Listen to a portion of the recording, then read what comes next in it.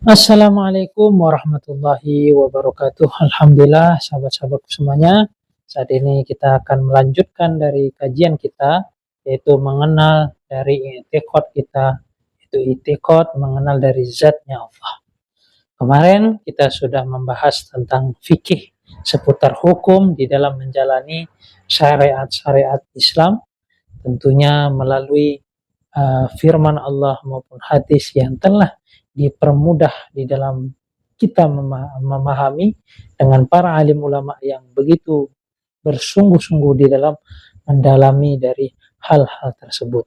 Yang mana dengan hal tersebut beliau telah menulis dengan hukum-hukum untuk memudahkan kita di dalam mempraktekkan, mewujudkan di dalam kehidupan kita. Dan saat ini kita akan memasuki kajian kita yang mana tentang tauhid, yaitu mengenal dari zatnya Allah, i'tiqad kepada Allah yang sebenarnya dan dengan ilmu dan adab yang telah ditata oleh para alim ulama sedemikian rupa. Untuk betul-betul kita ini beriktikad dengan sebenar-benarnya, dengan penuh ilmu adab, dan supaya kita mendapatkan keberkahan yang begitu banyak di dalam nur kalamullah dan nur sabda Rasulullah SAW yang kita harapkan sebagaimana dimiliki oleh Rasulullah SAW dan gudangnya ilmu, yaitu Sayyidina Ali karamallahu wajhah dan para sahabat-sahabat yang mana beliau juga mempelajari ilmu dari Rasulullah SAW. Seperti biasanya, sebelum kita melanjutkan dari kajian kita ini, kita akan berdoa kepada Allah, yaitu melalui surat Al-Fatihah. Auzubillahi minasyaitonirrajim.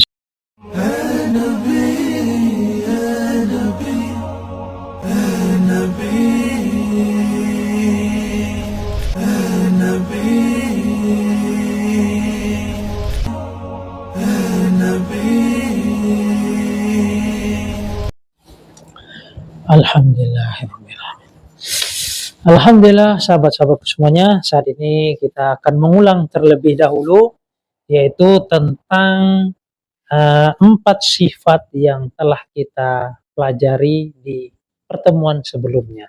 Yang pertama yaitu Allah memiliki sifat wujud. Allah itu ada sebelum adanya perkara yang ada. Dan Allah pun ada sebelum apapun yang ada. Dan Allah yang mengadakan yang ada. Dan Allah tidaklah membutuhkan yang ada. Allah sudah ada daripada kalimat ada. Dan Allah sudah ada dari sebelum adanya kalimat ada. Insyaallah sahabat-sahabatku semuanya memahami dari perkataan saya ini. Bukan saya main kata-kata, tapi memang betul Allah itu sudah ada sebelum dari segala yang ada. Segala yang ada ini diadakan oleh Allah. Dan Allah tidak butuh perkara yang diadakan oleh Allah. Allah tidak membutuhkan sedikitpun. Namun Allah menunjukkan dari kemahaan Allah yang bisa dari maha segala-galanya. Maha ada dari segala yang belum ada.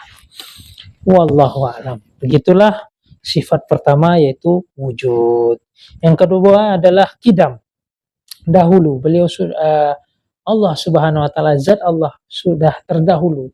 Awalu wa akhiru wa zahiru wa batinu, sebagaimana disebutkan dalam ayat Quran, yaitu firman-Nya Allah Subhanahu wa taala sendiri, wa awalu wa akhiru wa zahiru wa batinu wa huwa bikulli syai'in alim.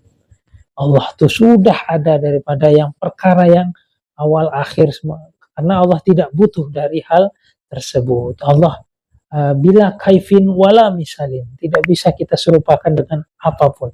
Bila dan Allah tidak memiliki suara, tidak memiliki suara, tidak butuh pada suara, tidak butuh dengan tulisan ataupun huruf.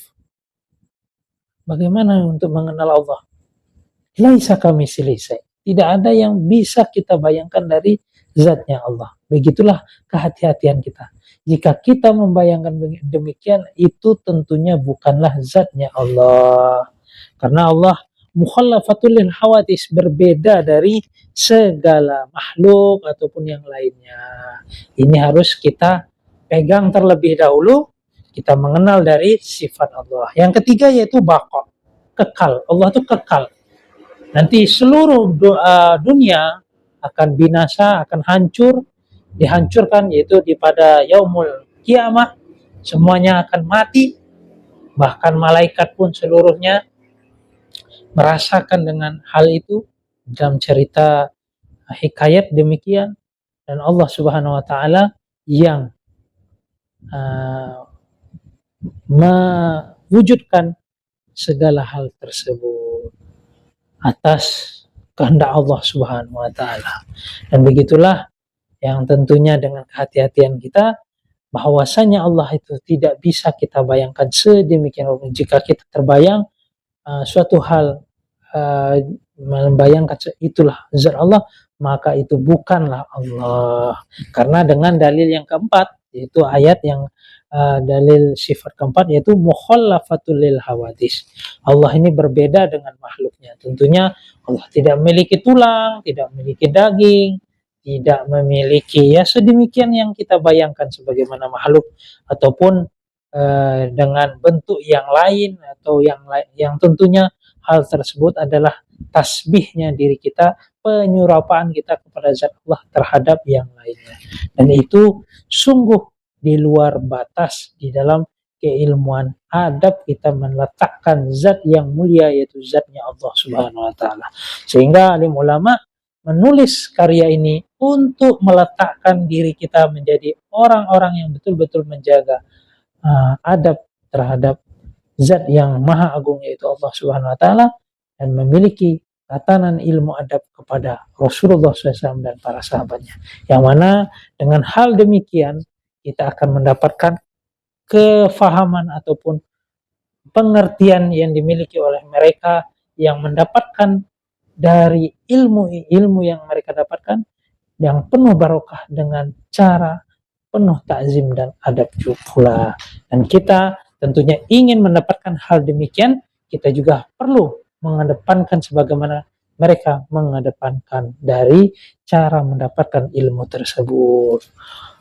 Wallahu a'lam. Alhamdulillah, yang sebelum kita melanjutkan ini, tentunya kita mengulang dari i'tiqad, dari sifat yang pertama itu wujud, kedua baqa, wujud kidam, yang ketiga baqa, yang keempat mukhallafatul lil hawadis, wujud kidam baqa mukhallafatul lil hawadis. Saat ini kita akan melanjutkan dari bait selanjutnya, yang tentunya dengan bait ini kita akan mengenal dari beberapa sifat tentang i'tiqad, sifat-sifat Allah.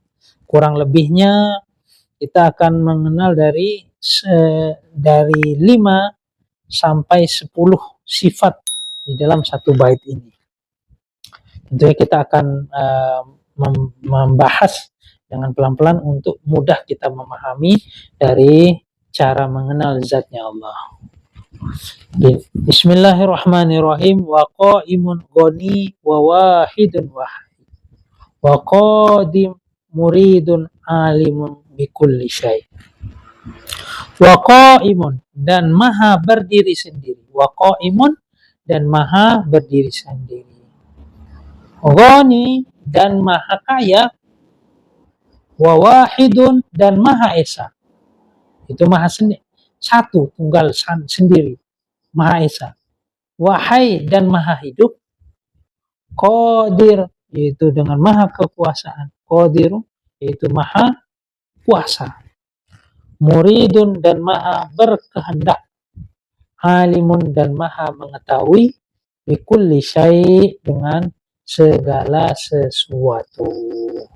Nazam tersebut yaitu menjelaskan tentang Allah Subhanahu wa taala, yaitu maha berdiri sendiri, maha kaya, maha esa, maha hidup, maha kuasa, maha berkehendak, dan maha mengetahui atas segala sesuatu.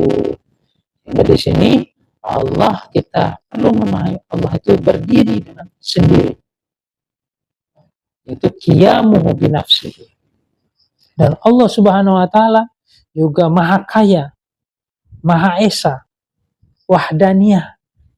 Allah itu memiliki sifat wahdaniyah dan Maha Hidup, Maha Kuasa, Maha Berkehendak dan Maha Mengetahui atas segala sesuatu. Kita akan membahas nazam yang membahas tentang berdiri sendiri. Itu berdiri sendiri Maha Kaya tentunya. Qiyamuhu binafsihi yaitu maknanya yaitu yang kurang lebih artinya berdiri sendiri. Qiyamuhu binafsihi yaitu artinya Allah Subhanahu wa taala berdiri sendiri, di mana Allah taala tidaklah butuh atas segala sesuatu apapun dan tidak butuh pada selainnya dan juga tidak butuh pada tempat dan lain sebagainya. Tidak butuh apapun, tempat, waktu, masa. Allah tidak butuh karena Allah lah yang menciptakan itu semua. Lawan dari sifat qiyamuhu binafsihi ialah ihtiyajuhul lil ghairihi. Itu artinya Allah butuh pada selainnya. Ya, artinya butuh pada yang lain. Dan itu tentunya mustahil dimiliki oleh zatnya Allah, oleh Allah. Dalil bahwa Allah Subhanahu wa taala memiliki sifat qiyamuhu binafsihi adalah seandainya Allah membutuhkan pada pencipta atau membutuhkan pada pencipta yang menciptakan, tentu maka Allah adalah hal yang baru. Kalau Allah tersebut baru berarti dia tidak memiliki dari sifat 4 yang telah kita bahas sebelumnya, yaitu qidam, baqa, mukhallafatul lil hawadis. Wujud, qidam, baqa, mukhallafatul lil hawadis. Sedangkan ia telah nyata di atas disifati dengan sifat-sifat tersebut, yaitu dengan sifat-sifat yang sebelum kita masuk ke dalam sifat kelima ini. Allah memiliki sifat wujud, qidam, baqa, mukhallafatul lil hawadis. Sini qiyamuhu binafsihi. Tentunya dengan sifat tersebut kita sudah meyakini tentu beliau tentu zat Allah pun memiliki sifat yang kelima yaitu qiyamuhu binafsihi.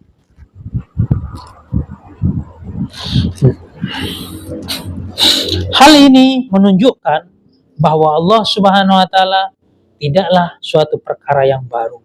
Kalaulah Allah baru, berarti Allah jika Allah tidaklah yang baru, maka dari hal ini kita bisa memahami Allah Subhanahu wa taala tidak butuh pada selainnya. Dengan demikian, dialah yang kaya mutlak. Allah tuh kaya mutlak. Berbeda dengan makhluk yang kayanya muqayyad.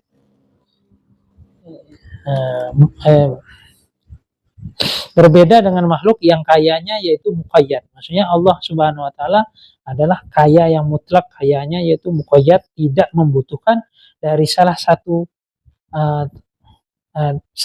apapun, tapi butuh yang lainnya.